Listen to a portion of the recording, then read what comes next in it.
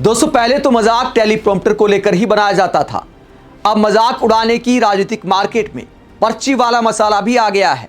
पहले पीएम मोदी पर यह भी चटकारे लिए जाते थे कि पर्ची से सीएम बनाते हैं, लेकिन अब विपक्ष कहता है कि खुद भी पर्ची वाले हो गए हैं। ट्रंप के सामने पर्ची लेकर क्यों बैठे पीएम मोदी और पर्ची देखकर क्या बोला कि पूरा विपक्ष आग बबूला है। ट्रंप के साथ पीएम मोदी की प्रेस कॉन्फ्रेंस थी। द्विपक्षीय वार्ता को लेकर प्रेस कॉन्फ्रेंस थी, जहां ट्रंप ने बताया कि पीएम मोदी और भारत से कितना निवेश आने वाला है, अमेरिका को कितना फायदा होने वाला है। बीच बीच में पीएम मोदी की तारीफ कर दी। यह भी एक मार्केटिंग का हिस्सा है कि सामने वाले की तारीफ कर दो। यह शुद्ध व्यापारी की पहचान होती है कि दो शब्द तारीफ के बोल दो, उसके बाद अपना फायदा निकाल लो।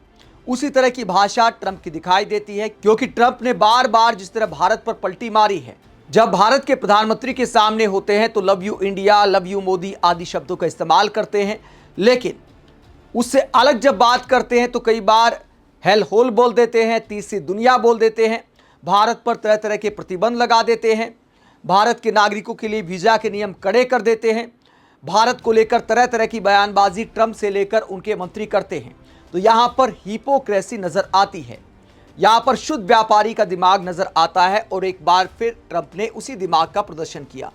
ट्रंप ने जब अपनी बात खत्म की तो पीएम मोदी से उम्मीद थी कि भारत के नाविकों की जो मौत हुई है उसे लेकर साफ शब्दों में अमेरिका के सामने विरोध जताएंगे। लेकिन पीएम मोदी ने क्या किया? पीएम मोदी ने बस ये दिखाने की कोशिश की, पर्ची में देखकर जो बोला, ये दिखाने की कोशिश की कि देखिए हमने अमेरिका को सुना तो दिया है, लेकिन क्या अमेरिका का नाम लिया कि अमेरिकी हमले में जो नाविक मारे गए, सिर्फ वहां पर नाविकों की सुरक्षा की तो बात कर दी कि सुरक्षा होनी चाहिए। यह नहीं कहा कि अमेरिका को ध्यान रखना चाहिए, अमेरिका ने गलत किया। ट्रंप के साथ मेरी बातचीत हुई है, जो घटना हुई, किसी घटना का जिक्र नहीं किया गया। गोल मोल बोलकर कैसे निकल गए और बार बार एक्सीलेंसी शब्द का जो इस्तेमाल किया, उसे लेकर विपक्ष ने सवाल उठाए हैं। क्या कहा पीएम मोदी ने, जरा सुनिए। राष्ट्रपति जी, आपसे मिलकर के बहुत खुशी हो रही है। और पिछले वर्ष हम वाशिंगटन में मिले थे, उसके बाद हमारे संबंधों में एक नई गति आई है, नई ऊर्जा आई है और कई विषयों में हम बहुत मिल करके आगे चल रहे हैं। और हमारे लिए खुशी की बात है कि हमारी दोनों टीमें भी मिलजुल करके हमने जो टारगेट तय किए उसको पूरा करने के लिए भरपूर प्रयास कर रहे हैं और हम बहुत तेजी से आगे बढ़ रहे हैं। एक्सेलेंसी, पश्चिम एशिया में शांति के जो प्रयास प्रगति हुई है, इसके लिए मैं आपका अभिनंदन करता हूँ। आपके इन प्रयासों के कारण पश्चिम एशिया में शांति की एक नई किरण नजर आ रही है और हम आशा करते हैं कि चिरस्थायी शांति बनेगी। एक्सेलेंसी, आप और हम सभी इस बात से सहमत हैं कि हॉर्मुज का खुला रहना एक वैश्विक अर्थव्यवस्था के लिए बहुत ही अनिवार्य है। एक्सेलेंसी, हम हमेशा कहते रहे हैं कि फ्रीडम ऑफ नेविगेशन सुनिश्चित होना चाहिए और इस पर हम सब ने मिलकर के बल देना चाहिए। एक्सेलेंसी, आप जानते हैं कि मैरीटाइम ट्रेड की दुनिया में भारत के लाखों सी फेरर्स आज दुनिया के अलग अलग समुद्र में अपनी सेवाएं दे रहे हैं, विश्व की प्रगति में बहुत बड़ा योगदान दे रहे हैं और मैं समझता हूं कि उनकी सुरक्षा भी उतना ही महत्वपूर्ण है। एक्सेलेंसी, समझौते के लिए शांति के प्रयासों में आपने भरपूर प्रयास किया है। मुझे पूरा विश्वास है कि समझौते में सी फेरर की सुरक्षा भी सुनिश्चित होगी और उसको प्राथमिकता मिलेगी। एक्सेलेंसी, मैं फिर एक बार पश्चिम एशिया में शांति बहाल कराने के आपके भरसक प्रयासों का मैं पूरी प्रशंसा करता हूं और आपका अभिनंदन करता हूं। Thank you very much. Thank you. Thank you friends, thank you.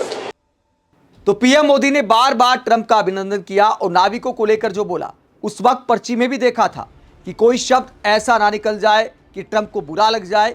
और यह मैसेज देना भी जरूरी था कि देखिए हमने नाविकों का मुद्दा उठाया है, अमेरिका ने जो किया उस पर विरोध जताया है, लेकिन ना अमेरिका शब्द का इस्तेमाल किया, ना ये कहा कि अमेरिकी हमले में हमारे जो नाविक मारे गए हैं, ऐसी शब्दावली नहीं थी, इशारों में बात की गई थी। इसे लेकर विपक्ष क्या कहता है? ट्रंप की इतनी तारीफ करने को लेकर और बार बार एक्सीलेंसी बोलने पर सुप्रिया स्नित क्या कहती हैं? भारत के प्रधानमंत्री नरेंद्र मोदी ट्रंप के बगल में बैठकर उन्हें बार बार एक्सीलेंसी बुला रहे थे। नाविकों की हत्या का मुद्दा नहीं उठा पाए। किसी ने ट्रंप से भारतीय नाविकों की क्रूर हत्या पर सवाल पूछा। ट्रंप ने ना माफी मांगी, ना अफसोस जताया, मोदी के मुंह से चू तक नहीं निकली। तो पीएम मोदी ने साफ साफ शब्दों में ट्रंप को नहीं बोला। इस बात पर सुप्रिया स्नेत सुनाती हैं। आरजेडी ने क्या कहा? आरजेडी ने कहा कि ना खाता ना बही, अंग्रेजी में जो ट्रंप भैया बोले वही सही। घर में 56 इंच का सीना, ट्रंप भैया के सामने देखो कैसे छूटे पसीना। हाथ मिलाओ, बोला टाटा राम राम, ट्रंप भैया आपको शत शत प्रणाम।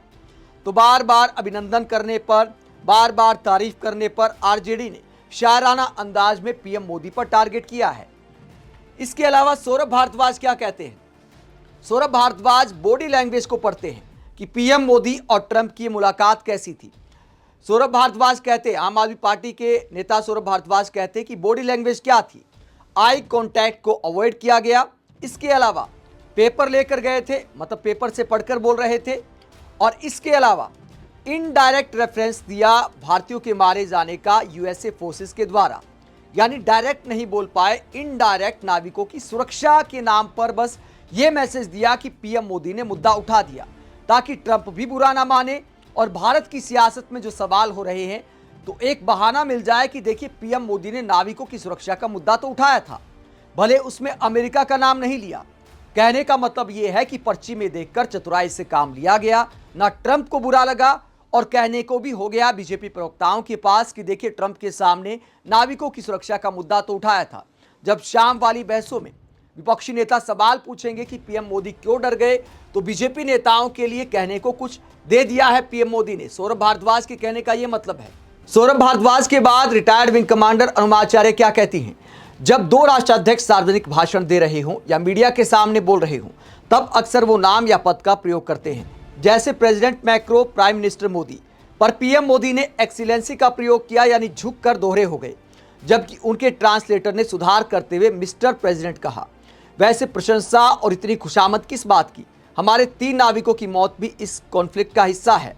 ट्रंप से जवाबदेही मांगना था मिस्टर प्राइम मिनिस्टर।